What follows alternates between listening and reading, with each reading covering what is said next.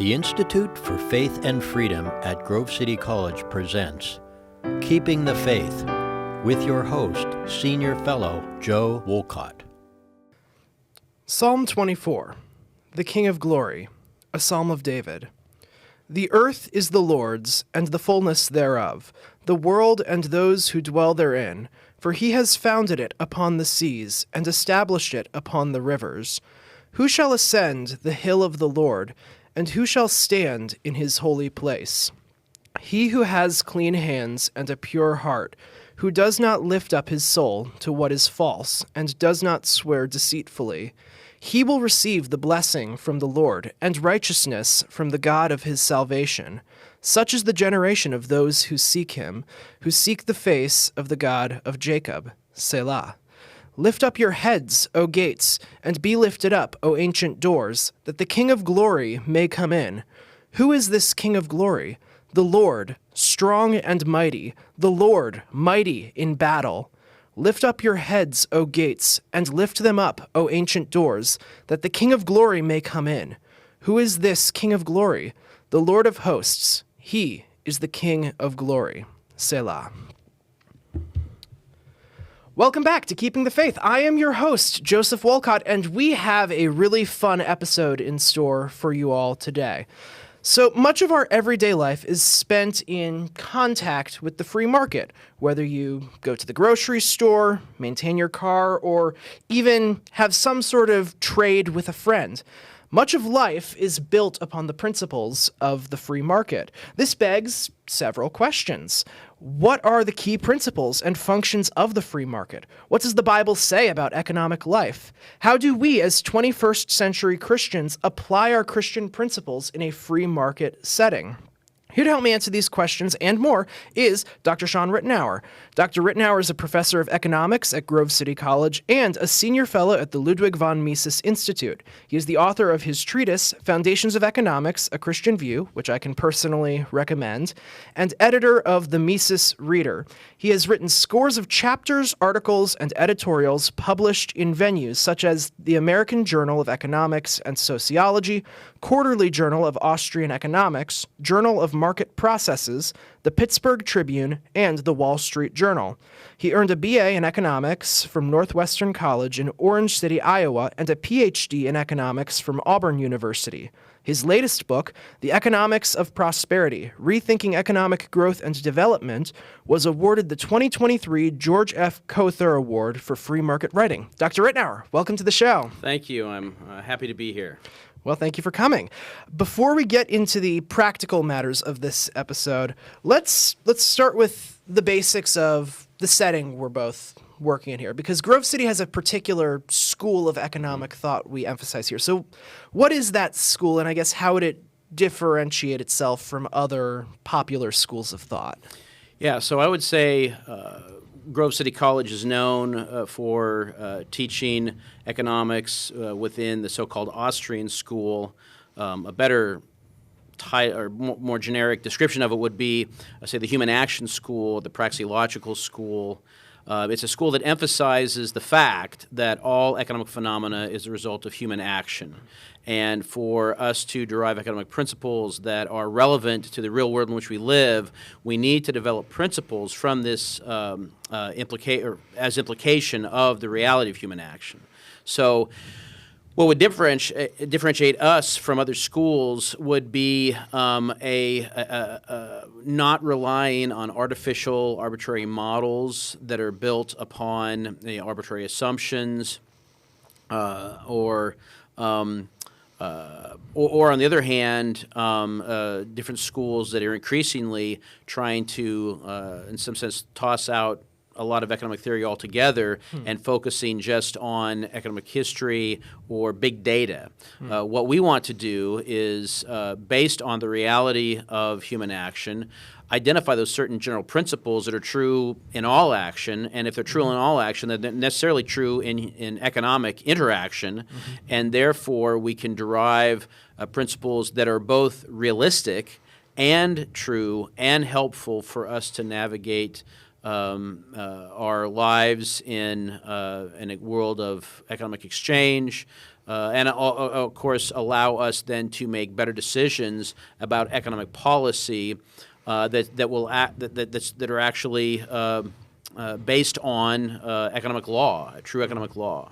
Okay, excellent. So let's start with the basics. What are the biblical principles that shape our economic philosophy as Christians? Yes, well, there are a number of them. I could say one thing that informs us as professors at Grove City and sort of encourages us to pursue economics in this human action vein is the fact that all humans are made in God's image, and as such, we have the ability to investigate creation and identify various types of scientific laws. God created the world with regularities, both natural and social, so that we can actually there are actually scientific laws in the natural world and in the social world that are there for us to discover. So we can actually engage in economics as a social science. Then additionally, we recognize that because we're made in God's image, we all, like God, engage in purposeful behavior. We engage in human action. We apply means According to ideas to achieve ends. That's right, exactly. You've learned something. Very good. And so on the basis of that, we can then identify certain laws that exist and then allow those, our understanding of these laws to, such as, say, the law of supply and the law of demand, to explain how prices are formulated and that kind of thing. So we recognize at the very least that there are scientific laws as they pertain to economics just as much as we could say there's the law of gravity or the laws of thermodynamics, et cetera, et cetera. So that's one thing we can one place where there's an intersection between Christian doctrine and the foundations of economics. In addition to that, we also know that Scripture provides us, in some sense, a theological justification for the discipline beyond the fact that, like all creation, the laws of economics declare God's glory. On top of that, we know that God gives us the creation mandate or the cultural mandate in Genesis 1 and 2 to be fruitful, multiply, to exercise dominion, to work and keep. So if we look at that mandate where we are called to rule, we're called to fill, be fruitful, multiply, we're called to work creation, we're called to keep or guard or replenish the earth and subdue it. We're called to do that now in a fallen world of what I call aggravated scarcity, scarcity that is even worse than it was before because of the curse. How do we do this? Well, economics tells us and informs us and gives us many principles that we can use to better fulfill the cultural mandate. So principles such as the law of comparative advantage, or the law of association, and the blessings we get from the market division of labor, the blessings we get from capital formation, the blessings we get from wise entrepreneurship and allocating goods to their most highly valued ends, so that we're not squandering, we're not wasting goods, but we have an incentive to use those goods wisely and to use them in a way that actually allows us to replenish creation, not just spoil it and destroy it. So the cultural mandate then really provides a justification for why we do economics. And then, of course, there's issues related to the ethics of property that then should guide us to a large extent on how we pursue economic policy. The ethics of property, the Christian ethics of property, rooted in, say, partly the chapter that you just read from at the beginning of the show, the earth is the Lord's, right? God owns everything that there is, for He made it, and then by analogy, the things that we make, we own. Right? And the commandment against theft then protects us from arbitrarily taking of our property from either other regular citizens or the state, right? And so that would then inform our understanding of economic policy. So there's a lot of areas where the Scriptures give us principles and guidance about how we approach economics as a social science, how we do applied economics, what's related to private property. And then, of course, other things that we should also think about is just individually, what are we called to do with our property, right? We're going to be there's economic policy, and then there is like with respect to what the state allows, but then there's also the account that we're going to have to give before the Lord about how did we use the property that he set before us. Yeah, very good. And yeah, there's a lot of good stuff there to work with. Let's start by picking at some of the principles you laid out there. Are there particular strains of economic thought that run contrary to some of those biblical principles? I've got at least one in mind that I think we would both agree on. Well, there are probably several, actually. But, I mean, one clear example would be those economists and politicians and people that say would advocate some type of socialism or Marxism, communism, the idea that we need to abolish private property so that we get to some type of great utopia where everybody has a good share of everything that they need and a lot of what they want. That, of course, is that type of arrangement when people don't have any private property where the state owns everything. That is completely antithetical to what we find in the Scriptures. And I even there are certain people that I've seen, certain Christian socialists, people who call themselves Christian socialists, will point to, say, Acts chapter 5 and the account of Ananias and Sapphira as an example of, you see, that's a teaching where Ananias and Sapphira were killed by the Lord because they held back and they kept some property for themselves. So that's the exact opposite of what that passage teaches. They were killed for lying to the Holy Spirit, and in the discussion, in the statements of Peter before the death judgment is brought, Peter explicitly tells them that the property was theirs to do with as they wanted. They didn't have to sell the property, and they didn't have to donate any proceeds if they didn't want to. So the problem was not that they kept back some from themselves. The problem was that they lied to God about it by lying to the church. And so I think that's one clear principle that we don't find that we find no traction in Scripture for, is this idea of sort of mandated socialism or forced state coerced socialism. I've seen Christian socialists try and argue from the chapter immediately preceding that as well, saying that when it describes the Christians as sharing everything in common among each other. Yes. Can you unpack that a little bit? Yeah, that's a case where first of all, we should note that whatever that they were doing was completely voluntary in the sense it wasn't coerced by the state. No one was forced to have their goods all in common. They had their goods all in common, meant that they treated their goods as if they were freely sharing them with others who were in significant need, because in that historical period, if you profess faith in Christ, this is in Jerusalem, you are getting cut off from your family, you're getting cut off from your relatives, you're getting cut off from any means of inheritance, any means of support. So it was much more materially costly to be a Christian there and then than it is now. And so there were a number of people that were facing a potential destitution, and so the Christians that had property didn't grasp and grasp their own property. They freely gave, they freely shared. It's essentially a sharing of consumption, right?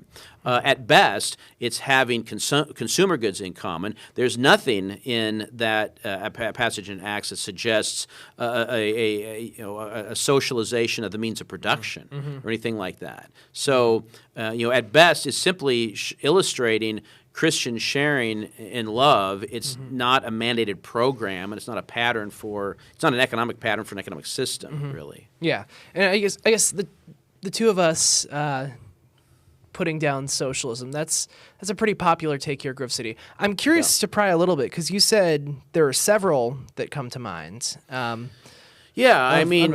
going beyond socialism. Sure, the socialism is like the low-hanging fruit, if you will. But if you think about, there are some who would advocate, for instance, if we're in the midst of a recession, like we were, say, 2008, well, the Federal Reserve needs to inflate the money supply.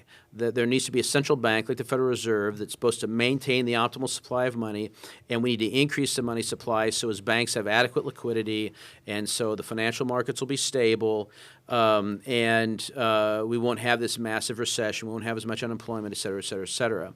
Well, all that fails to see that if the sort of the negative consequences and frankly unethical consequences of having one entity monopolize legally monopolize the monetary system that allows them to increase the money supply by giving additional money into the hands of their pals, of their cronies.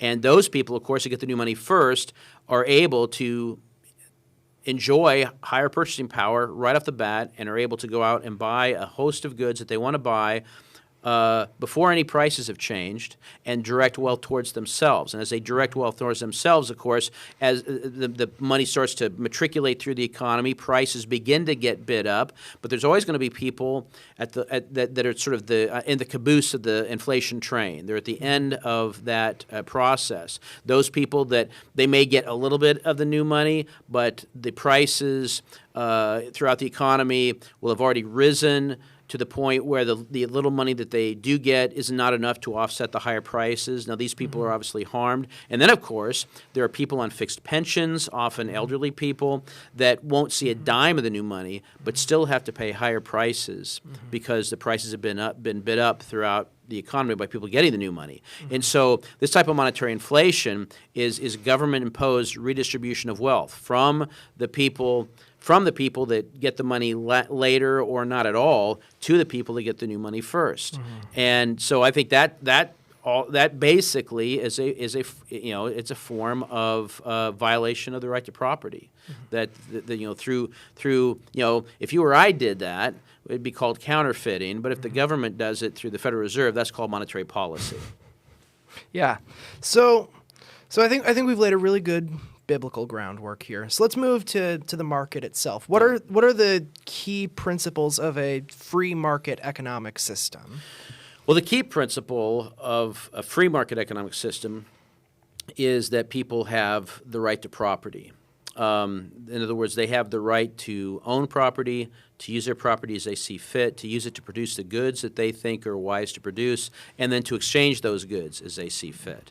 It includes the right to dispose of the goods as they see fit. So the market economy itself could be called specialization in the division of labor in an institutional setting of private property. And so in many respects, what we think, we just look around and we think we have a free market. Well, the market's not actually completely free, right? There's a lot of monetary distortion in there. There's a lot of regulation. There's a lot of price controls in there. And then they're increasingly talking about price controls. They've been floating this idea that the increased price inflation we've seen over the last couple of years is due to corporate greed. So we're going to bust these corporations for price gouging because prices are being raised. Well, that's a form of hampering the market. That's a form of government regulation. It turns out that you can't even legally sell a corn dog unless it matches a government regulation. There's a government standard for corn dog. There's a certain ratio of cornmeal coating to meat hot dog that you have to maintain, or you can't sell it legally. You'll get a letter from our friends at the government, and so. We think we live in a free market, but actually we live in a very much hampered market. But it's still a market, right? People are still able to trade goods as long as they meet certain regulations and that kind of thing. But the principle of the free market is simply that people are able to use their property and exchange their property as they see fit. So people are free to. It is really a society where people have the right to life, liberty, and the pursuit of happiness, or property. Is the life, liberty, and property is the old saying, but then Jefferson changed it to the right to the pursuit of happiness. Doesn't we have the right to happiness, just the right to pursue happiness, right? To use our property to produce and exchange as we see fit. Those are really the principles of the free market. Yeah, very good. So like you said, we live in a hampered market, but I think I would be preaching to the choir a bit to say to our Institute for Faith and Freedom audience that we certainly want minimal government control on the market. Like, if at all, what is the ideal place of government in a market system? Yeah, that's a good question. I would say to the extent that we have a magistrate, that magistrate there exists to protect life and property from aggression. And beyond that, really not much, right? So it's basically to preserve peace, to give people a feeling of security in their property, so they should feel that they're not in danger of having their property stolen from, people breaking into their house, people defrauding them. So the magistrate would prosecute theft, they would prosecute fraud, and at the same time, the state would not perpetuate fraud and would not promote or participate in thievery themselves, right? So they would refrain from confiscatory taxation and refrain from arbitrary income redistribution. They would refrain from monetary inflation for the reasons we've already talked about, and decrease in the purchasing power of the dollar. They would refrain from monetary inflation because it promotes the business cycle. In recession, refrain from monetary inflation because of the redistributionary aspect and the destruction of the purchasing power of the dollar. All those things are negative consequences. And if you are an entity that is there to actually promote the general welfare, you don't want to harm the society in general to promote the welfare of your cronies, or a handful of people in society. So how do we hold the government accountable to that standard? Well, I mean, maybe it's a bit of an ambitious question. That's the $64 question, or I'd say probably now the $128 question with inflation. I mean, in some sense, you have to have an informed citizenry that are willing to act on principle. I mean, we're in a really bad way, I think, now because, shortly after the financial meltdown of 2008, recession 2009, I know there's some statistics out there indicating that over half of the population was earning half or more of the material income somehow related to the state activity. Now, I don't know if that's still true, and I'm not exactly sure, to be honest, how they calculated it. But assuming that is true, that means that in order for people to be willing to restrain the state, to reduce the welfare state, to reduce regulation, to reduce the impetus for monetary inflation, people have to be willing to work against their short-run monetary incentives, right? And I think that's so, and that, of course, requires a significant amount of personal character in our culture. I'm not sure if we still have that in our culture, to be honest. I don't know if we have a critical mass of people, certainly a majority of people, that are willing to act on principle, contrary to their short-run monetary interests. But that's why it takes education. People need to know that the inflation train, the debt train that we're on cannot continue, and so we have to make decisions now to forestall a lot of bad things worse things happening in the future, but that is going to that's going to require some short-term pain for a lot of people, and nobody likes pain. It's a lot easier to ease your mind, flipping through more TikTok videos, and even intelligent people listening to podcasts like this. I think it's going to require fortitude. It's going to require holding politicians to the fire. It's going to require people actually voting on principle. In some sense, calling out so-called conservatives for just going along with business as usual. Calling out people who call themselves conservatives, but then continue to vote for these gargantuan increases in government spending. it's going to require statesmen instead of politicians. Statesmen to tell people what they don't necessarily want to hear, but to tell them the truth. And so I think all of that is sort of a tall order in our current era. And I guess on top of it, we could say this. I am somewhat biased, but we need now more than ever. We need institutions like Grove City College to be institutions like Grove City College. Right? We need institutions that are private, that are willing to and can actually speak the truth on these issues. Yeah, it's very good. And I guess the most fundamental level of that would be the populace educating themselves on these issues. Yes, to put that into action. that's right. So I guess that would naturally segue into another question I have. Where would be good places for our listeners and viewers to start educating themselves? Books, documentaries, lectures to listen to? Sure. Well, I think that I mean, obviously, reading your book goes without saying. I was going to say. I mean, but I'm going to say it anyway. No, I mean, it feels a little bit bad, and I'm tooting my own horn, but that would be a good book. I tell you what, my colleague and former student Caleb Fuller just 3-4 years ago published a book called No Free Lunch, based on a Life of the Mind lecture series he did for Grove City College.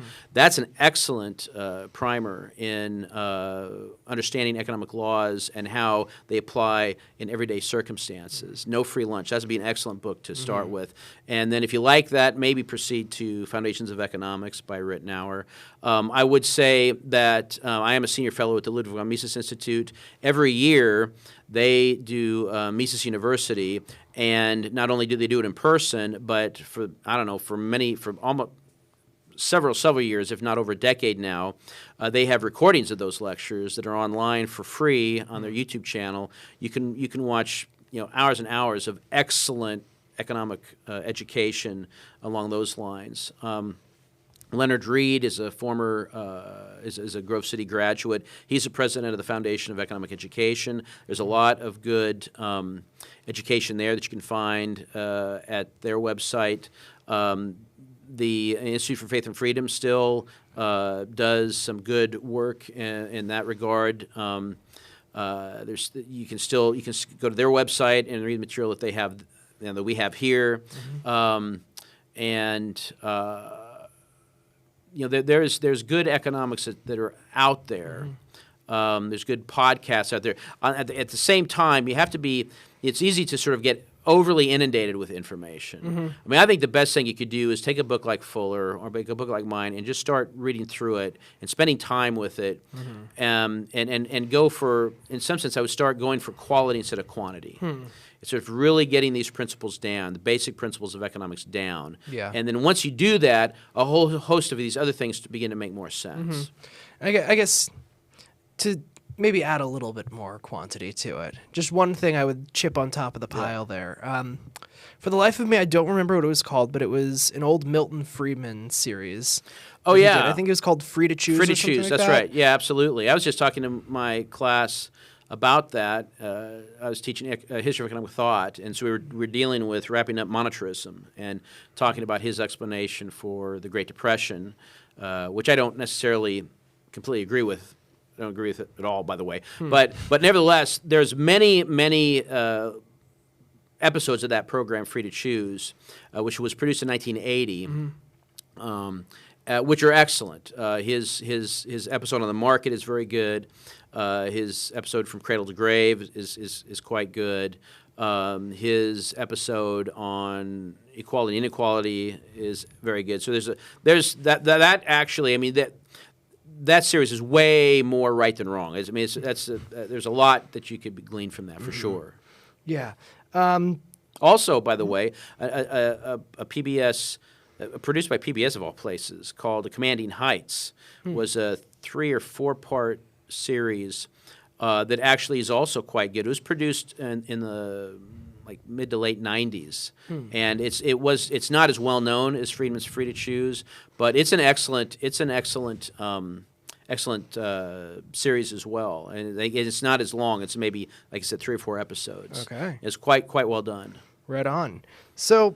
What's something, because I mean, further along the topic of educating people, especially in an election year. What's something that you wish more people, and especially Christians, but the populace in general, understood about economics that you don't think a lot of them do? I would say that economics is not about math, and economics is not about money and things. Economics is primarily about how humans are able to improve their life and the lives of their family through voluntary exchange. We understand that, then you'll find that the things that promote voluntary exchange tend to be socially beneficial. Things that hamper voluntary exchange tend to be socially destructive.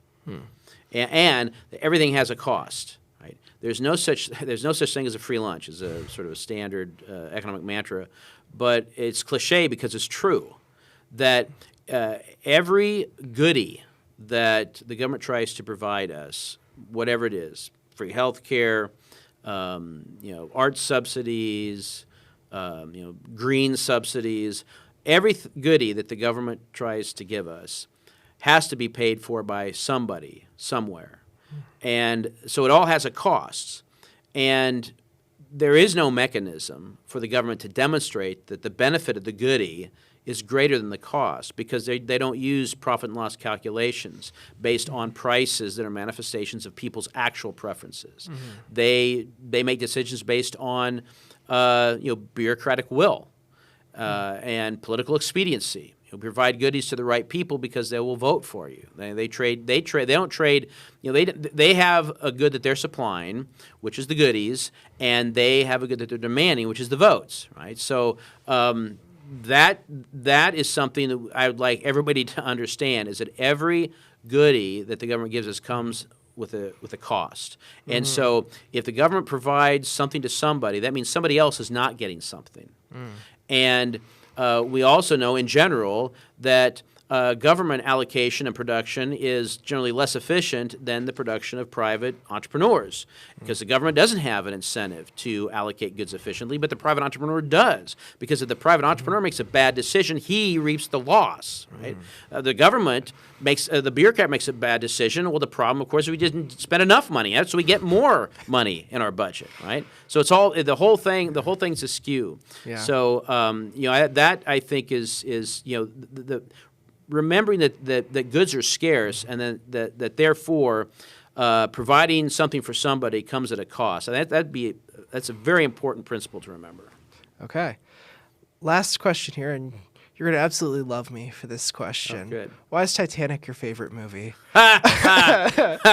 Well, I'm kidding. Those of yes. you who've had him in class will know that it is not my favorite movie. It's one of the biggest pieces of celluloid, biggest lies on celluloid in film history.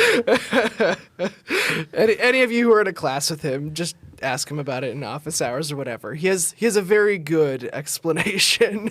Yes. For that. Yes. That was not my serious last question, but I figured those who knew would appreciate it. Oh, sure. Well, I hope so. No, my real question to wrap us up is just kind of bring it all home. Why should Christians care about economics? Christians should care about economics because economic laws are part of creation. And so when we see economic laws manifested in creation, they declare God's glory the same as as I said, the laws of thermodynamics, or the heavens declare God's glory, economic law declare God's glory. And there's certain, I think, right, you look at the heavens, and God's glory is manifest in a particular way. I think if you look at the laws of economics, to say allow for, how is it that the multitudes of people in the world, or in any given society, can have their conflicting desires met in a peaceful way that doesn't result in armed conflict, doesn't result in anybody's getting sent to the gulag, anybody's wife getting shot, anybody's compound being burnt down accidentally on purpose. It allows for people's conflicting interests to be satisfied peacefully. that is a marvelous thing. That's a beautiful thing to see. That people, it happens so, in some sense, almost automatically. We don't tend to notice it. But to be able to learn about economic law and see what's happening, we get a glimpse of God's glory in a way that we don't perhaps even see it if we look to the heavens. On top of that, as I said, understanding economic law and then being able to use that to encourage people in the right way, and encouraging people in say, proper, realistic principles of production, encouraging and educating people how is it that you can actually act productively to increase your income by serving other people. That's another, by the way, important principle I think everybody should understand, that in a market economy, people gain income only by serving other people. You don't become rich by serving yourself in a market economy. The only way to get income is to serve other people. So, even the most greedy capitalist, scoundrel can only, in a market economy, can only satisfy his greed if he serves somebody else. Right? In a more statist economy, the ruler can satisfy his greed by taking from somebody else. And give kickbacks to his buddies. Absolutely, yeah. What's not to like? Yeah. So anyway, I would say, understanding that the laws of economics are part of God's creation, and then formulating and advocating for economic policy in line of those laws is actually a way of loving our neighbor. It's a way for us to allow our neighbor to be as prosperous as possible, Lord willing, towards the end of human flourishing. Right on. Very good. Well, I'll just wrap up our episode here with this episode's reading of the Heidelberg Catechism. Lord's Day 24, question 62. But why can our good works not be our righteousness before God, or at least a part of it? Answer: because the righteousness which can stand before God's judgment must be absolutely perfect and in complete agreement with the law of God, whereas even our best works in this life are all imperfect and defiled with sin. Question 63. But do our good works earn nothing, even though God promises to reward them in this life and the next? Answer: this reward is not earned. It is a gift of grace. Question 64. Does this teaching not make people careless and wicked? Answer: no. It is impossible that those grafted into Christ by true faith should not bring forth fruits of thankfulness. Dr. Ritenour, thank you for coming on the show. Thank you for having me. This has been Keeping the Faith. I am your host, Joseph Wolcott, and I will see you all in the next episode.